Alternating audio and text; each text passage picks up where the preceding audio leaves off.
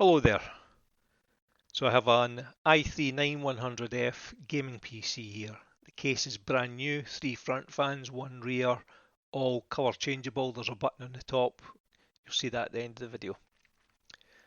Windows is all installed, it's activated. You can put your own user accounts, change your settings, whatever you want to do, it's all there. The options are there for you. The chip itself is an i3-9100F, 4 cores, 4 threads, running at 3.6 GHz. Nice fast chip, 16 gigabytes of RAM in there, which will enable you to stream, edit, play games, whatever you want, with room to spare. The 2 drives in it. Windows is installed on a 240 gigabyte solid state drive. Space there for Windows and a couple of games if you want. But there's also a game drive which has got 2 terabytes of space on there. You need that space these days because some of these modern games are huge. CC Cleaner's installed, which will help keep your computer fresh and clean. It's free. GeForce Experience is the program I'm using to record what you're looking at just now. It will also keep your graphics drivers up to date. Pre-installed on the system are Call of Duty Warzone and Fortnite. Both games are free. You will need your own account and password, but that's a matter of an email address and a password. Steam's there as well. That's a source for hundreds and thousands of games. Anything you could possibly want is generally on Steam. So next we'll come up to, I'm going to demo 2 games on the system. One is Call of Duty Warzone. If you look at the top left when the game is playing, the white number that constantly changes, that's the frames per second. Call of Duty Warzone first, then Fortnite. Frames per second basically means how quickly the screen reacts to what you're doing.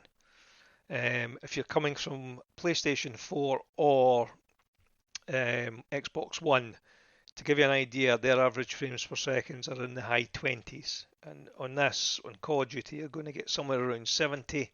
And in Fortnite, you'll get as high as you want, basically, depending on what settings you're on. On Epic settings, which is the one that this one's set to, you're going to get, 70, 80, 90 frames per second, depending on what's happening on the screen.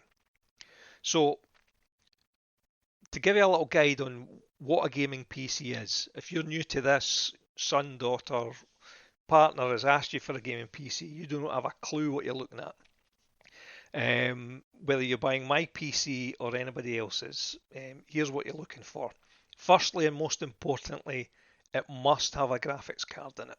Okay, to play modern AAA titles like Warzone, you need a minimum of 4 GB of memory in your graphics card.